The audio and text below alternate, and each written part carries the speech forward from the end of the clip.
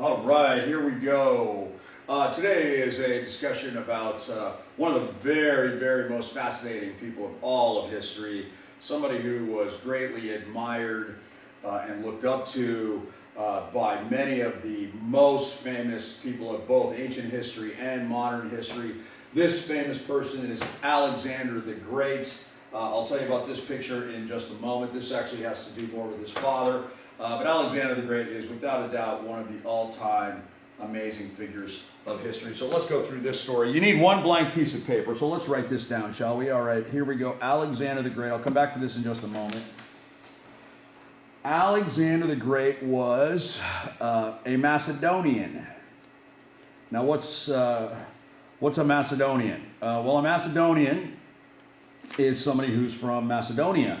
Today, there's a modern country called Macedonia. It used to be part of the country called Yugoslavia for a long time, through much of the 20th century, but the Macedonians have their own country today. Macedonia is basically north of Greece. That's a really simple way to put it. And the Macedonians were what I call an Indo-European tribe. In other words, they were sort of, let me put it to you this way, they were not coastal. They were an interior tribe, if you will. But they were very strong and they were very powerful. And they rose to real prominence under a man named Philip. And Philip is the father of Alexander. And Philip is really the one who brought the Macedonian military into its greatest prominence. And so let me just go back to this thing briefly. This is a term, maybe you recall this term when we introduced the Greeks. This is called a phalanx. Now this is a little bit different. So a phalanx is a formation of soldiers tightly packed together, shoulder to shoulder. But traditional Greek phalanxes, they basically used a shield, and you can see these guys have shields. But the Greeks, and including the Spartans, they used a shorter weapon, a spear, a shorter sword, all right? And so you had to really get into hand-to-hand close combat. So the Macedonians did something different. They used long lances and pikes, if you will, in their phalanx position. So the point was that the enemy could never get to them to fight hand-to-hand combat. They would come upon the pikes, they would come upon the lances, and they would get stopped easily. Philip had this army extremely well trained. These men were very mobile. These pikes and lances were not necessarily super heavy, but they were light enough to be maneuverable, that they could operate. They could turn sideways. They could come toward. They could lift these up like this and turn sideways and drop them like this and come at us like that. They were extremely well trained, and this really sort of changed ancient warfare for a long time. So the story of Philip is Philip decides the Macedonians are going to expand, and he begins the invasion south. Into the Greek peninsula. So here you have this Indo-European tribe, and they want to go to places where there are more access to the sea. However, Philip is assassinated during the Greek campaign.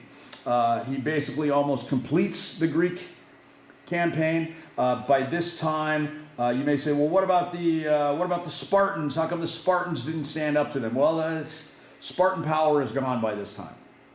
The Spartans are actually defeated by a city-state called Thebes, Thebes, and the Thebans are able to exploit the Helots and defeat the Spartans once and for all. And a lot of this has to do with that the Greeks' internal fighting finally got the best of them, and they were unable to, unlike when the Persians invaded, the Greeks were unable to unify when the Macedonians invaded. The Peloponnesian Wars had beaten down the Greeks to such an extent that they were unable to ever unify to hang on. To hang on against anybody. So when Philip is killed, when Philip is assassinated, Alexander is only like 18, 19, 20 years old. He's still a young man, but he is able to consolidate the power become the king of Macedonia. He's able to convince a lot of Philip's troops, who are older, guys in their 30s and some maybe even in their 40s, battle-hardened troops. This young Alexander is able to convince those guys to follow him. So that tells us that Alexander probably had quite a bit of charisma. Here we go, these famous guys with charisma. This is sort of a theme that keeps getting brought up. There's something about these guys, these Alexanders, these Julius Caesar types, these Napoleon types, even dare I say Hitler types, Genghis Khan. These guys had to have something about them that people wanted to follow them. All right? So Alexander continues, he completes the conquering of Greece, the invasion and conquering of Greece, and we think Philip probably was interested in this. Alexander carries out the invasion of Persia. So what we would today call modern Turkey into what we would call Mesopotamia, and where Iraq and Iran really are.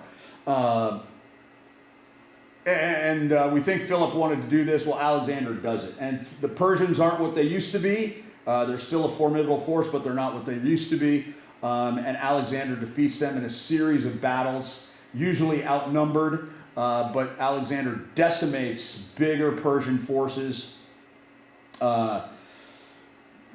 kills one of their kings, kills some generals who were traitors to that king. I mean, he just absolutely devastates the Persians once and for all. He basically invades into Egypt. Not much of a fight put up by the Egyptians. They name him a pharaoh and they name him a god. He comes back through Mesopotamia and into India. Now, look, do you notice something sort of interesting about this? What you should kind of be like, oh, I recognize something about this. Well, what do you recognize? Well, if you're very clever, you may recognize the fact that here we have Alexander, the Macedonian Empire, and his Macedonian Empire controlling. Remember the river valleys of ancient history? The importance of, in this course, I've absolutely made a very important aspect of geography. There you go. Remember this? Well, basically what I'm telling you is that Alexander controlled all of these. For a brief moment in time, he controlled all of these. And of course, if you can control rivers, if you can control water, what can you really control? Well, you can control food and you control those types of things. All right? There's some interesting stuff that we sort of think about. There's stories of Alexander that he believed that he was a direct descendant of Achilles. One of his best friends during his lifetime believed that he was Achilles' friend, relative, cousin in the Iliad named Patroclus. And so Alexander and his friend, they believed they were Achilles and Patroclus from the Aeneid. All right? But I would sort of say, why Achilles? Why would he pick Achilles? Well, Achilles, don't forget, Achilles was this undefeated warrior. And so here we sort of see the mindset of a guy like Alexander, how he thinks of himself. One of the things that, part of this is he's young. He's not an older general. I mean, he's a young king, a young general. And so he would lead his troops into battle from the front. He wouldn't do it the whole time, the whole battle, but he would very often direct forces from the rear at first. But then when it came time for the final charge, there he was. And by all accounts, he apparently had a chariot when they used, particular times when they used chariots. He had a bigger chariot than anybody else, so everybody knew where he was. Apparently he had a helmet with white ostrich feathers, so everybody on the battlefield could spot Alexander wherever he may have been. And that's dangerous. Military strategy, one of the main things of military strategy is you try to take out the leader of the other side. And here you got the leader at the front, and there were many instances in which Alexander was injured. He conquered a lot of places. He started some new cities, and in started about 20 new cities, conquered quite a number of others, and renamed them. So, what is the name that we most associate with these new places, these new cities? What were they mostly what were they mostly called? Well, I think you may know this. What seemed to be the name that all these cities would get? Well, it was, you can make a note of this, it was Alexandria. And of course, the most famous Alexandria today that still exists is in Egypt. Alexandria, Egypt. So make a note of that. And what he's really known for is that he spread Greek culture around the known world. And we really will start to see here the Greek and the, shall I say, the Middle Eastern culture are sort of blended together. He ends up controlling the largest empire known to that time, up until that time. And again, this is a singular figure. We don't really, we talk about the Roman Empire. That was generation and generation and generation. Really sort of Alexander and Genghis Khan and Napoleon and Hitler sort of controlled large empires that are not really long lasting, but those are sort of just some ones I think up off the top of my head, where we sort of associate with an empire with a single person. Whereas, like I said, the Romans was really a 1,000-year-long empire. All right? And look, he's very fascinating and very interesting in all this, but let's not kid ourselves. He is no different than any of these other guys. These guys are certainly ruthless and egotistical, and megalomaniacs is sometimes a term you'll hear used with guys like this in their pursuit of power. And he was not opposed to killing massive numbers of people. Even though he was very well educated and apparently very intelligent, he was as ruthless as they came. He was very ambitious, wanted to just keep going, and that will be sort of the end of him as time goes along. What we associate with him is the one world concept, a sort of blending of cultures into one. He was very much impressed. I would sort of use that word. He was very much impressed, first of all, by Greek culture. He knew a lot about Greek culture from where he was from. And we'll see why. There's another reason why he loved Greek culture, and I'll show you that in just a moment. And I've mentioned it to you all before, maybe you recall. But I'll get back to that in just a second. But he ends up being very impressed with Persian culture. He thinks it's very worthy of praise and very worthy of distinction. He ends up admiring Persian culture. And so what he wants to do is he wants to blend them all together into what he called one world. And so he would, in all these different places he conquered, he basically imposed, okay, now this is tricky now.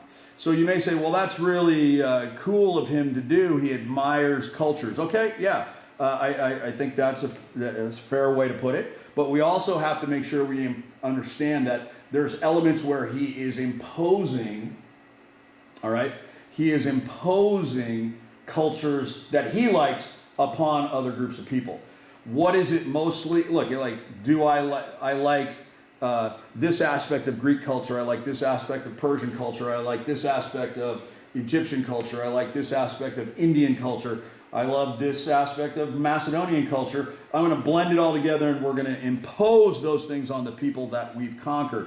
This sort of means like we're going to have one single government. We're going to have one monetary system. We're going to have a single language. It was Greek that was going to be imposed. Common laws. And there's this argument for equality for all citizens. And this is the kind of thing that we see all the time with these guys who do this. They make these promises of great equality and everything's going to work out in the end. But this concept of this blending, the key word I would say here is blending of cultures. And how do you do this? One of the ways you do this is you might be surprised when I say this, but this is true. You do this by intermarriage, through intermarriage. And so what do you have your troops do? Well, you have your troops intermarry with the conquered natives of the place. Where's all the men? Well, they're dead on the battlefield over here. Now there's a void. There's no men of marrying age available because they're all dead on this battlefield. So who moves into that void? Well, the Macedonian troops of Alexander are there.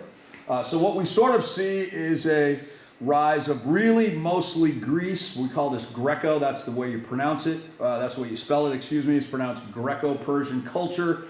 This emergence of a Greco-Persian culture. Now, his favorite culture is Greek. Okay? And I would just sort of say, look, did he destroy some culture? Yeah, he did. One of the cultures he does not destroy upon his victory, upon his great victory, is Greek culture. He loves Greek culture. There's a reason why he loves Greek culture. Now, let's see if you can remember this. This goes back a couple of stories. This is a story of schools and teachers and generations of teachers. Do you recall the Athenian philosophers, Socrates, Plato, and Aristotle? Remember, that was 3 generations of teachers. Socrates' best student was Plato. Plato's best student was Aristotle. Well, guess who Aristotle's greatest student was, most famous student was? Well, it was this young kid named Alexander the Great, who was very young. He was very young at the time that he was in Aristotle's school. Aristotle was quite a bit older. Philip, Alexander's father, sent his son to Athens to be educated. And I can tell you that for much of the ancient world, really sort of as Greek, we sort of think about the time of the Greeks. Greek civilization has waned. Greece was still considered this place of education, this great place, sort of like, if dare I say, the Ivy League of the ancient world.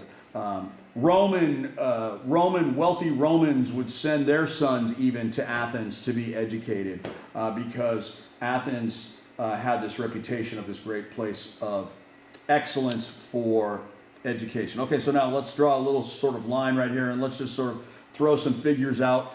Estimates are that when Alexander took control, I'm going to give you 4 numbers, okay? Estimates are that when Alexander marches out of Greece and into Persia, he's got about 40,000 men. This is not necessarily a large force. These are mostly Philip's well-trained soldiers coming out of Macedonia.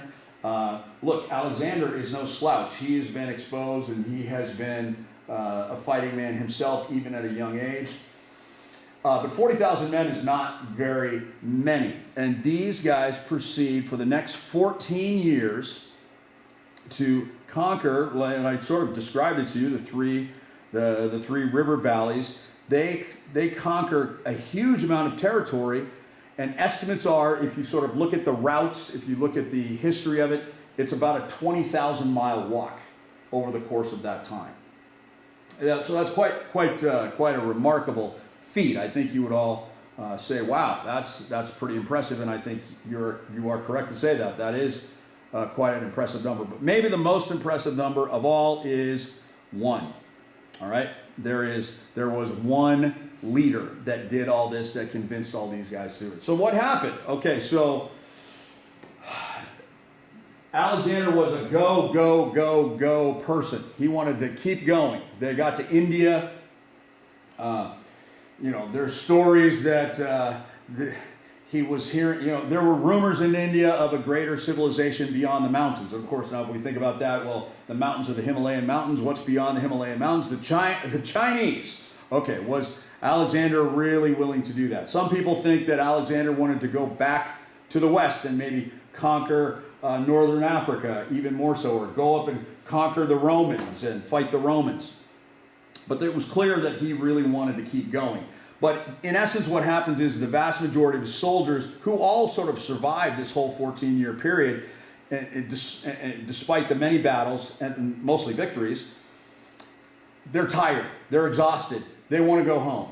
Some of them have wives along the path that they conquered. They want to go. They want to go home and they want to go back and see those wives and the potential children that they may have. And finally, and it really has to do with that, Alexander's wounded pretty badly in India after one battle. Alexander agrees, and so they march back. They're on their march back to Macedonia. They stop in what we would today call Mesopotamia, in Babylon, the great city of Babylon, and they have a big, huge celebration.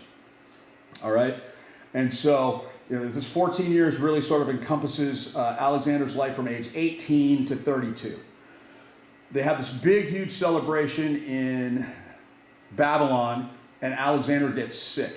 He gets very, very sick. Now, the stories are that he was quite the drinker. He loved his alcohol. So a lot of, he's just sick from too much alcohol. But apparently, that was not it. Something was wrong with him. So there's always been conspiracy rumors. Was he killed? Was he assassinated? Was he poisoned to death?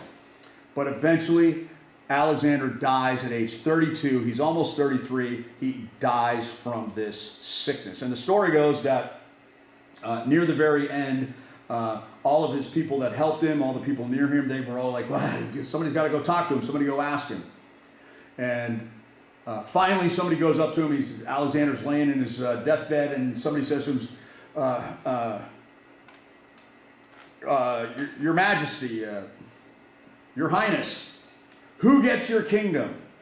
And the story goes is that with his virtually dying breath, when asked who gets your kingdom, who gets your empire, Alexander said simply, the strongest.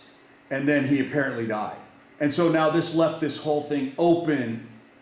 Who was going to, what's going to happen? So Alexander had some children, some young children. He had a couple of wives. All of those children and wives are really murdered within a very short period of time. And really what happens is the empire is split into four parts. And the empire is basically split into four parts based on the four most well-known generals. And one of them is extremely famous. So, and probably the most well-known of all. His name is, and I want you to have this name, I want you to make a note of this. This guy's name is Ptolemy. All right, and Ptolemy is the most famous of all of them. And he basically got Egypt. And he took, so you kind of have to imagine, here is the empire. Sort of imagine that being broken up into four parts. This guy Ptolemy gets Egypt. And so what Ptolemy does is he steals the body. He steals Alexander's body. And in its casket in Babylon, and he takes it with him to Egypt. Ptolemy builds one of the famous, two of the most famous buildings of ancient times. He builds the library at Alexandria in Egypt, and he builds the lighthouse of Alexandria. All right? And so these are the things. Ptolemy should be recalled and should be noted as the most famous of all of the generals. He has the longest lasting influence. And the Ptolemies, the last of the Ptolemies was a leader of Egypt named Cleopatra. Here's the most famous image that we have of Alexander the Great. This is a famous mosaic of one of the battles against the Persians. And this is Alexander over here. We call this the Alexander mosaic, and I'll just sort of zoom in so you can see it. So I would say this is without a doubt the most famous image we have. Most people say he was a blonde-haired guy, but this is still the most famous with the dark hair. It was found in the city of Pompeii, the city that was buried by the volcano in 70 AD when the city was excavated. This was found, and then this is sort of a famous. This is a famous image of him. This sort of youthful sculpture image of him right there. And then this is a fun one. This is the Alexander coin from Egypt. You can see he's got a ram's horn in his hair. All right. So, but I would say, look, this here's a black and white of the one I just showed you. This is the most famous image of Alexander. And we call this time period afterwards, after Alexander's life, we call it the Hellenistic Age. The Hellenistic Age is a time where Greek culture is really spread, and Greek culture really takes a hold. And this is sort of my point that I've tried to make to you, is that what do Western Europeans do? as modern history arrives, Western Europeans like the British especially, certainly the Spanish as well, they take the lessons of Greek history with them as they expand across the globe after 1492, for good or ill. And really, we have to credit, if you like Greek history, you would have to give Alexander some credit, because he could have easily wiped it off the face of the earth, but he did not do so. All right, everyone, there we go. One of the very, very fascinating people of history right there, Alexander the Great. Hope you enjoyed that. See you next time.